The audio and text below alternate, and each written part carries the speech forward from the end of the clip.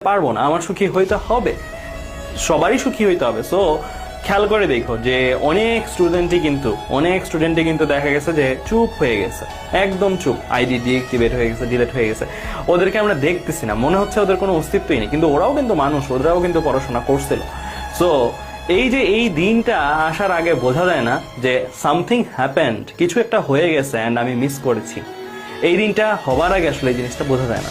21 ব্যাচের এখন যে কোনো স্টুডেন্টের কাছে তুমি মতামত চাও, সবাই যারা চান্স পাইছে তারা ছাড়া বাকিরা কিন্তু বলবে যে আমিও তো করছিলাম বাট হয় নাই, মানে এইরকম আর কি। তুমি দুইটা টাইপের ওপিনিয়নই পাবা সব সময়, যে কোনো মুহূর্তে স্টুডেন্টদের কাছে ওপিনিয়ন নাও, দুইটা টাইপের ওপিনিয়ন পাবো। একটা টাইপের বলবে যে ভাইয়া আমি যতটুকু কষ্ট করছি তার চেয়ে অনেক বেশি পাইছি, আমি অনেক ভালো পেয়ে গেছি, পজিটিভ কথাবার্তা শুনবা এক জায়গা থেকে।